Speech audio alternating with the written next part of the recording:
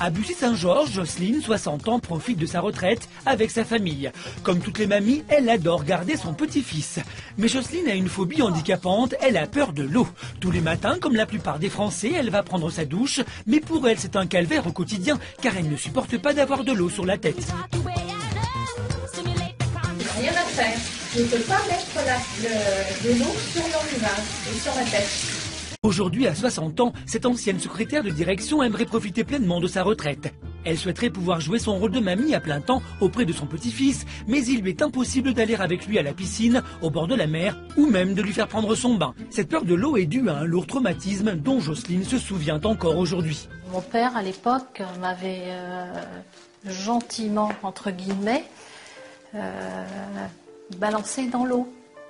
Donc, n'ayant pas pied, la tête sous l'eau, ne sachant pas nager, il y avait quelqu'un à côté de moi qui a réussi à me prendre par le bras, à me soulever parce que j'avais 8 ans, je n'étais pas très, très lourde.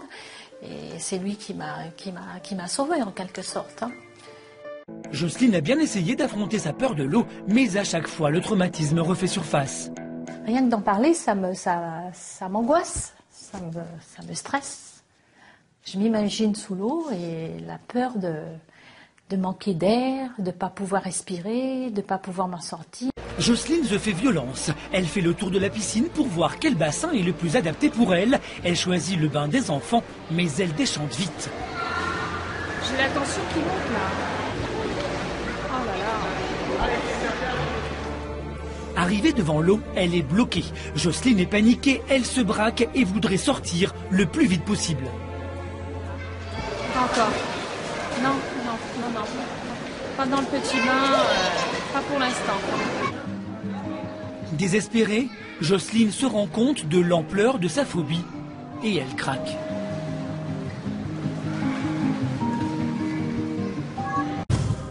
À Paris, Jocelyne, notre aquaphobe, se rend à un rendez-vous un peu particulier. Après l'échec de la piscine, elle a choisi une méthode un peu plus douce. Elle vient confier son traumatisme à une hypnothérapeute. Pour la première fois, elle va faire une séance d'hypnose. Angoissée, elle ne sait pas à quoi s'attendre. Jocelyne a peur de découvrir des choses enfouies en elle depuis des années. L'hypnose va vous permettre justement d'accéder à l'inconscient, au cerveau émotionnel et d'éliminer cette phobie. Nous allons probablement régresser à des périodes de votre vie antérieures au déclenchement de la phobie, là où vous gériez les choses parfaitement bien. La séance commence. Jocelyne doit se laisser aller au son de la voix de l'hypnothérapeute. Vous êtes maintenant très relaxé physiquement, mais vous allez vous détendre encore plus, beaucoup plus. En 20 minutes, Jocelyne est plongée dans un état second. Grâce à l'hypnose, elle régresse inconsciemment et se retrouve 52 ans en arrière, à l'âge de ses 8 ans, où son père l'a jetée dans l'eau. La toute première image du moment avant que tout n'arrive. Une image fixe, figée, immobile. Et lorsque l'image du moment de juste avant que tout n'arrive à l'âge de 8 ans apparaît sur l'écran, levez le doigt s'il vous plaît. Très bien. En demandant à Jocelyne de visualiser l'instant juste avant que tout n'arrive et où son père l'a jetée dans l'eau, l'hypnothérapeute lui demande d'effacer ce moment de sa mémoire. La séance ressemble presque à un exorcisme. Jocelyne s'imagine maintenant nager dans l'eau avec son petit-fils, comme si sa phobie n'avait jamais existé. Ce problème est depuis un bon moment résolu. Lorsque vous vous amusez dans l'eau avec Ethan, joyeuse, à l'aise, fière et confiante. Voilà, c'est excellent, bravo, c'est très bien.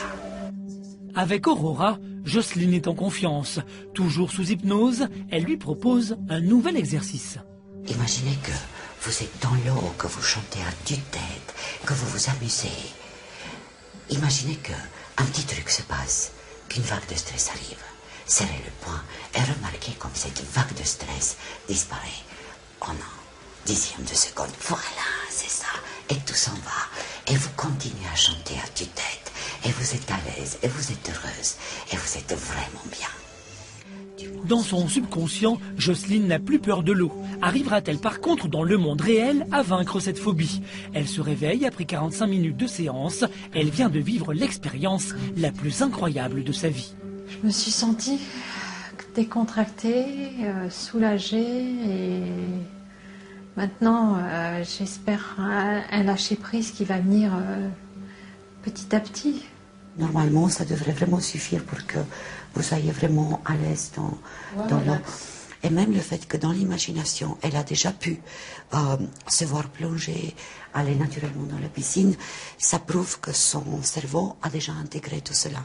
Et que donc, moi je m'attends à ce que 100% de la phobie soit résolue. Jocelyne peut être fière d'elle, elle a parcouru 50% du chemin. Mais après le mental, il faut passer à la pratique. Motivée, elle se sent prête à retenter l'expérience de la piscine. Pour y arriver, elle doit être préparée, alors direction le magasin de sport pour s'acheter toute la panoplie du plongeur.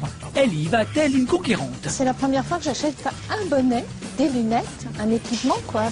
Mais au magasin, c'est la panique. Quand elle arrive devant le rayon natation, elle est déboussolée. Oui, je suis un peu perdue parce que moi je connais le rayon ski, je connais le rayon fitness, mais le rayon natation, je connais pas du tout.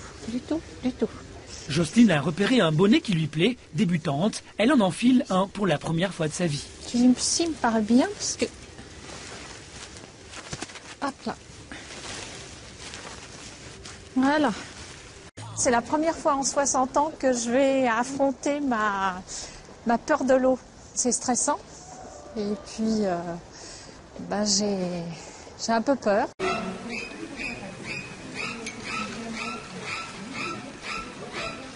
Première étape réussie. Après 50 ans de souffrance et de frustration, Jocelyne va-t-elle enfin réaliser son rêve, mettre la tête sous l'eau? À quelques secondes du moment fatidique, elle est enfin prête à changer sa vie. C'est un miracle. Pour la première fois de sa vie, Jocelyne ose enfin mettre la tête sous l'eau.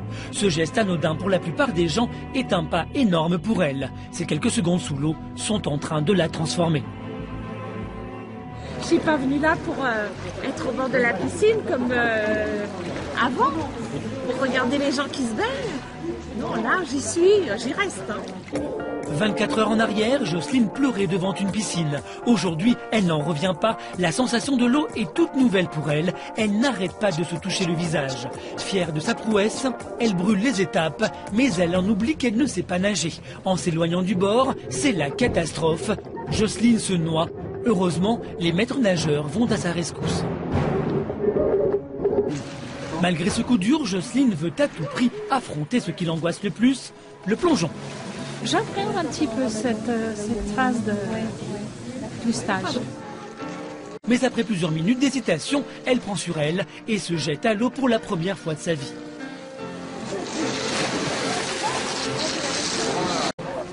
Jocelyne n'a pas encore la technique, mais elle vient de réaliser une prouesse. Elle est heureuse comme jamais.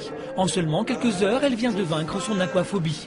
Fière d'elle, elle ne veut plus sortir de l'eau, elle pourrait y rester des heures. Elle retrouve son enfance perdue, tous ces moments qu'elle n'a jamais vécus. Elle redevient cette petite fille de 8 ans. Je m'éclate.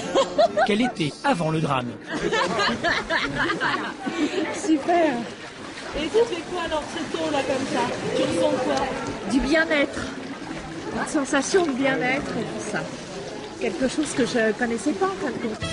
Pour Jocelyne, c'est donc une nouvelle vie qui s'offre à elle. Enfin débarrassée de sa peur de l'eau,